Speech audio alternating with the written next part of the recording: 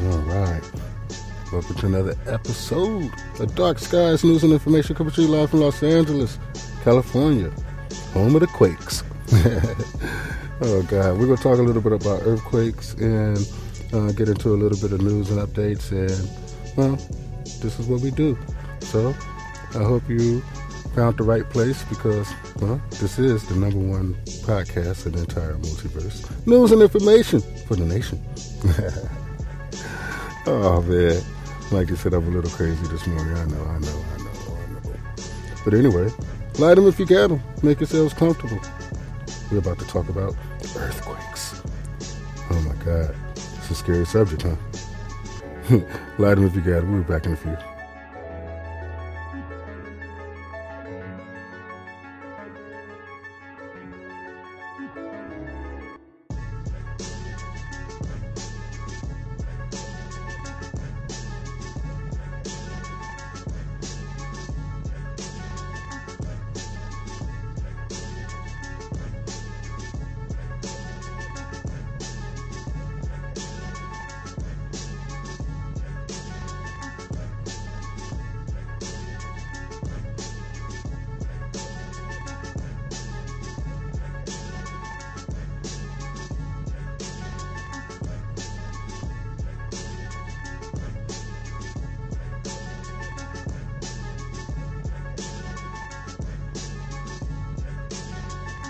What a great day, what a great day. Just the weekend is over, the week has started, and it's already Tuesday. I mean, can you imagine how quickly time is picked up? I mean, time is like flying. Oh, man, we got all the usual suspects, Mikey, Nikes, Jim, Jennifer, Jeff, Becky, of course, me, your host, Elsie Graves, and we were looking at the shake maps and the USGS maps and trying to get an idea of what's going on with these tremors that we've been having here in California. Now, you can tell by the shake map where most of the activity is in California as far as earthquakes. We've been getting a mass amount of them, but we always do. But it just seems funny that if you see the red region on the shake maps is where the most quakes are happening, and you can see it along the San Andreas Fault from the Southland all the way up to Northern California and up along the San Andreas Fault. Now the San Andreas Fault is, as we all know, due for a big one, as we've been monitoring it for many years and trying to get a good idea of what's going on. Now, earthquake preparation. Now, there's things that you can do that could actually help you out in preparation for these, well, massive earthquake events that we seem to be having more of happen around the world. In our next earthquake report, we're going to show you the world map and show you how the Ring of Fire is basically on fire. Anyway, it's been a lot of activity along the Pacific Rim, and we get more activity along the coast of California all the way up to the San Andreas Fault, and more earthquakes are happening daily.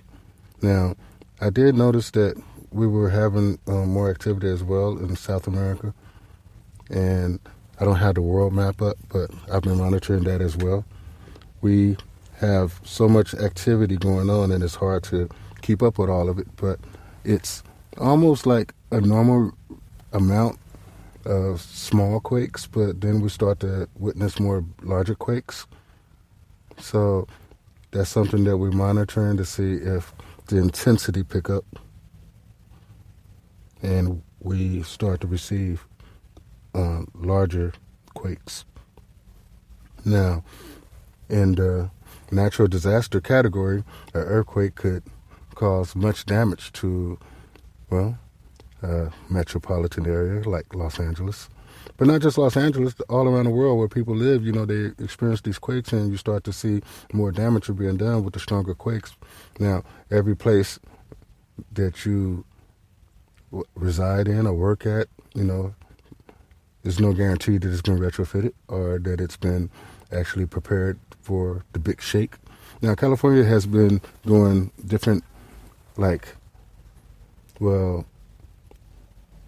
preparation programs, and basically the schools and businesses and jobs and stuff are, well, keeping an eye out and doing different, like, evacuation plans. And if you work at a large building or you work wherever you work, you should know the evacuation plan on how to get out of your building in case of, well, either fire or, an earthquake.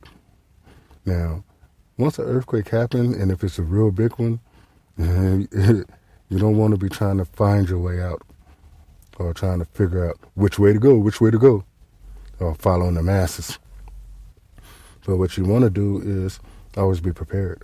Now, the worst case scenario, California will have a large quake that's going to affect pretty much the entire metropolitan area in the Southland. And we could see all the way from San Bernardino, Riverside County, all the way down to San Ysidro, and even down, well, across the Mexican border. Now, if you look at the red part, the red is the most active part on the map. Now, you see the entire west coast is, well, shaken. But all the way to almost Nevada, we get shaken. And I've noticed shaking in Texas, not too much, but more than I'm used to seeing, as sometimes we get quakes like almost go across the country, like in a line. Now, I'm looking for a fault that's somewhere located anywhere across the mainland of the U.S. And I mean from California all the way to almost the East Coast. I start to see more and more earthquake activity in places that, probably is not known for earthquake activity. I mean, I've seen earthquakes in Oklahoma and Texas, and as far as east is, the Carolinas.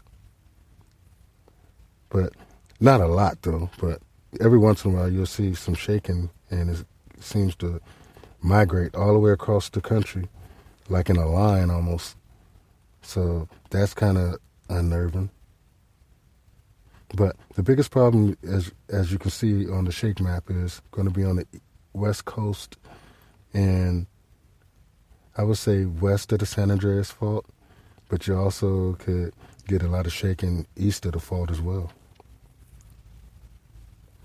Now, if you look at the San Andreas Fault runs right there through Los Angeles. Now, Los Angeles has not really been getting a lot of quakes. Now, that's kind of odd to me because I'm looking at all the regions that's around Los Angeles and the quakes are picking up. And like smack dab in the middle of Los Angeles, very seldom. You might get something in Anaheim or something off the coast of Santa Monica, but not really too much. Now, Thousand Oaks, every once in a while, get a little shake. But I just don't understand how Los Angeles seems to always get away unscathed. But my guess is, time, waits for no one. And you should think that, even though we haven't been shaken in Los Angeles specifically, like the fault is active. So we should be more mindful of, even the small quakes. Now, I watch out for the small ones in order to, pick up on like swarms. And a swarm of quakes is like when you have a whole bunch of little small quakes in one area, and sometimes it could lead to something larger. So we're expecting larger quakes as we get closer to December, in mid and late December. So we'll see what happens then. I mean, that's when Sumatra got the tsunami, and around close to the end of the year, it seems like the stronger quakes is, definitely happens and occurs like in the late December months. So it seems like we're loosening up and getting ready, and we'll see. I mean, because we're not even in November yet, and I'm looking at an increase in earthquake activity here on the west coast of the United States. So Mikey was telling me, he was saying that if we do get a massive quake, that most likely it'll be up and down the San Andreas Fault. And the San Andreas Fault is, one of the most dangerous faults in probably the world. But lately it's just been little small quakes, but something still to keep your eye out on because, you know, a big one, oh my God, could happen at any second. So we, continue to prepare. Now, it's cool to have as much water, on stock. So I always tell people, like, when you go get water, just, get the water that you plan to drink and just get a little extra water that you have no intentions of drinking that you're going to sit on and you're going to save. And things like toilet paper and paper towels and stuff like that, you should always be trying to stock up on because we don't know when the next event could happen. And then we still got war looming over our head and the possibility of a nuclear strike from, Mother Russia. So we got a lot of things to look out for, people. We're living in, turbulent times and things could change at any second. So if you think that, you could feel some shaking, then I would say that you should start to move. Don't wait until, it's too late because, trust me, you will truly regret it. And also, it's impossible to prepare for a quake during a quake. So most preparations, smart preparations, are done before. So keep your eyes open and try to, stock up on like canned goods and things that could be stored. And, not stuff that you plan on eating now, not stuff that you plan on drinking now, just something that you're going to have on stock just in case, something do happen and we do have a large earthquake or even worse, a nuclear strike. So have your evacuation plans. You're at work, you're at school, know your evacuation plans. Know how to get out of the buildings and which way to go. And, take in the heart, once the shaking start, you don't want to be trying to figure these things out on the fly. And if you're responsible for people, like in the nursing homes or at the schools, your teachers, make sure that you're practicing and that you understand the evacuation plan on where you and your students are supposed to go, which way you're supposed to go. Nursing homes, same thing. I mean, it's people that actually rely on you for, safety in such events. Now, earthquakes happen all around the world, and we get larger and larger quakes as years go by. So it's important to just, maintain a visual and, if you can, just follow the USGS maps or get you a Shake app where it gives you an idea of what earthquakes are happening in the vicinity around you and, what can possibly be done. We're going to get into like disaster preparation for earthquakes, volcanoes, tsunamis, and hurricanes, and hopefully we can, give y'all some good tips on what to do once these things occur because, this is weather, people. The environment is always changing. It can never be predicted. That's why, I tell people that, you can watch the Weather Channel or you can watch the weather report, but just remember, they guessing. Yes, they guessing. So, with that being said, what else do we have, Mikey? Okay, we got, clear skies, of course, today. I'm not sure it's not going to get that warm. It's like we've been experiencing here in California for, how long we've been in a drought. Can't seem to get any moisture, even though we're next to the ocean. I never could understand that. I mean, California used to be a tropical state. Used to be such lush green, beautiful trees, palm trees and bushes and butterflies and flowers. And I mean, California, had a rare beauty about itself. And now it's more of a desert state next to the ocean. And it's just boggles the mind. I mean, I spend so much time looking at these maps and trying to get an idea of like what's going on as far as global warming. And I'm looking at the storms that we're getting. And North Carolina has definitely been in my prayers because of the recent events that's been happening in North Carolina. I mean, they really been taking it on the chin. It's kind of tough. So, yeah, Prayers go out to the people of North Carolina, and it's sad because we have so many events over the years, and a lot of these events involve, mass shootings, and people are, living in despair, sadness, and it's starting to show in the actions of, the have-nots. Now, in California, we have a large group of have-nots, and from homeless people to recently homeless people to, the mentally ill to gang members. Now, the streets of California is very dangerous, as you know, over the past that we have been, struggling with these events. So just keep your eyes open, and, mass shootings could happen at any time. Road rage here in California. I mean, try not to get into it with nobody on the road. I mean, you don't know what they're going through or what they have or what they're willing to do just to ease their pain. Because some people actually feel better when they hurt others. I don't know if you ever heard, but, they say that misery loves company. So, you got to think about that when you're dealing with certain people, because it's no walk in the park. You know what I mean? like it used to be.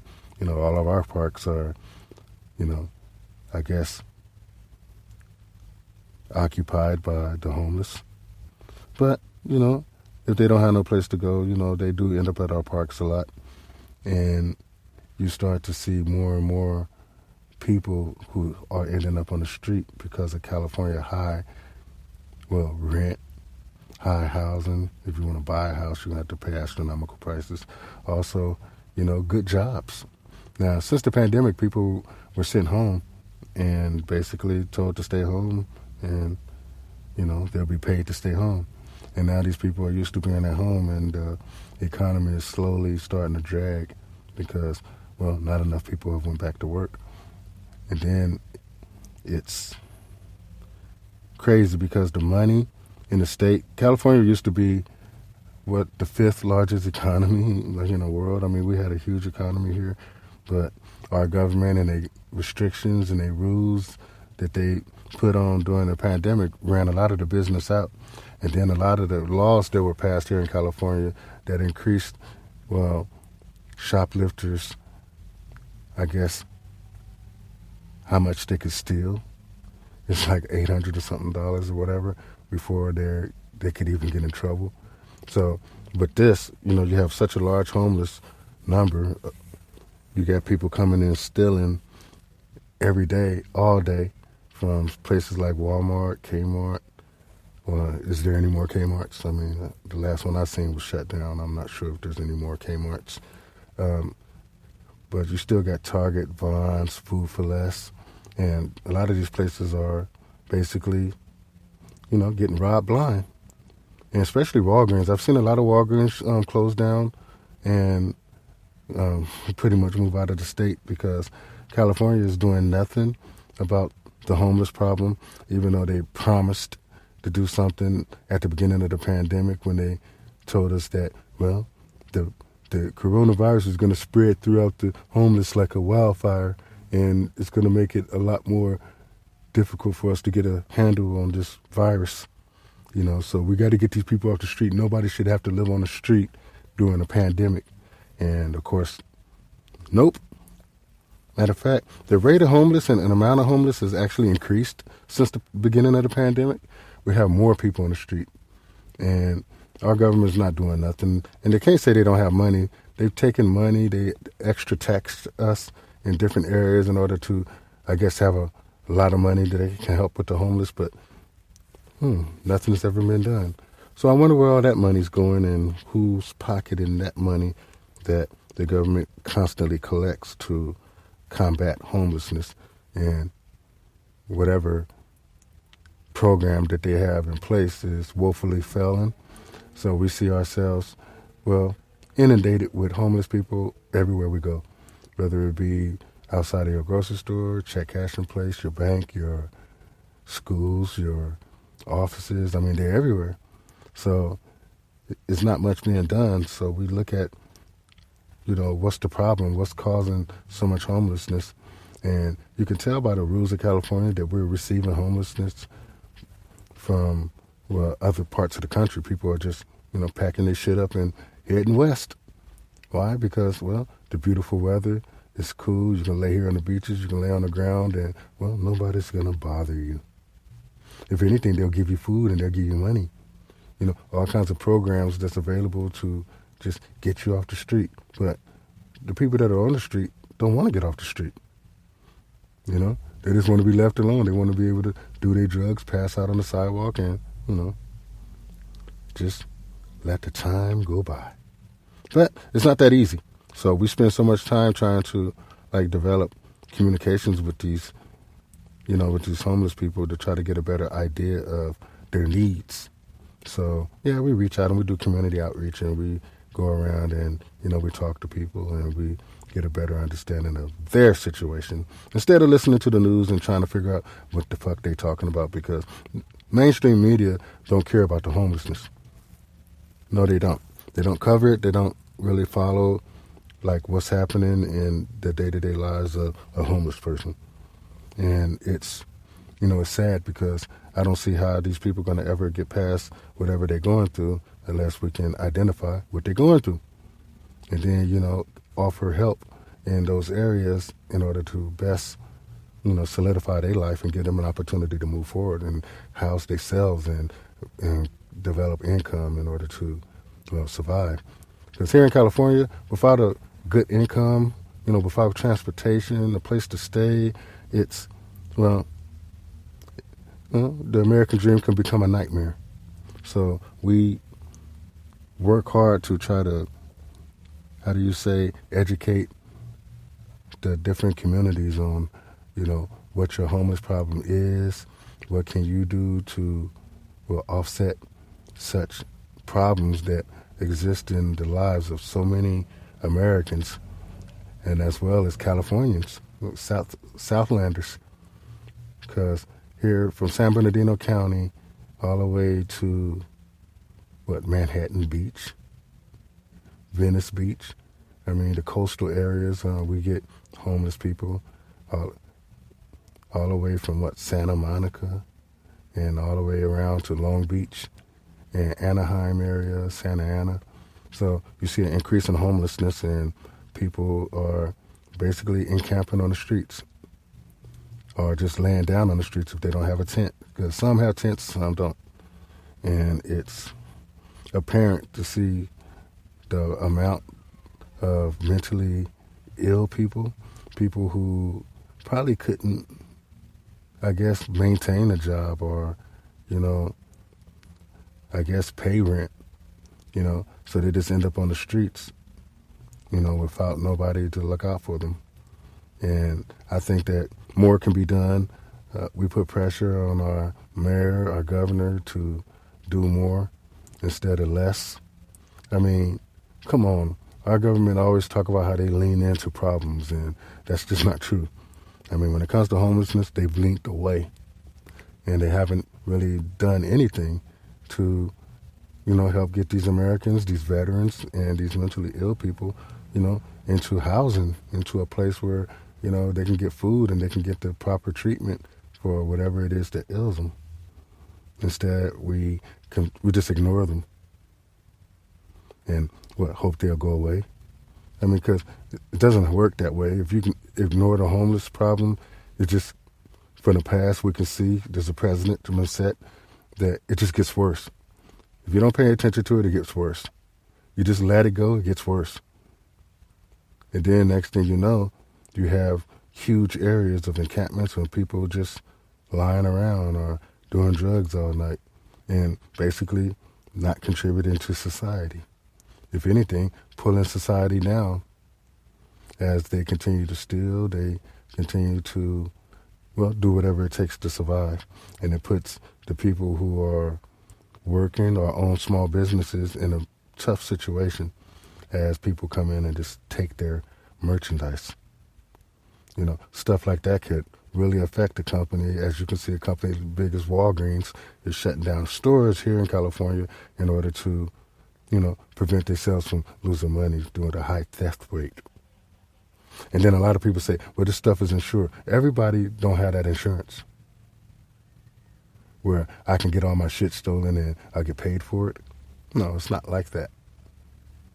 So if you think that, oh, they shouldn't be complaining because their stuff is insured, I mean, somebody has to pay for all these things that are being stolen. So think about that. I mean, even if it's the company or it's the price of the goods go up in order to compensate for the high theft rate. So it's somebody suffers. Even the insurance companies don't want to continue to pay for, stolen merchandise. So, I mean, a little accountability, please. Is that too much to ask?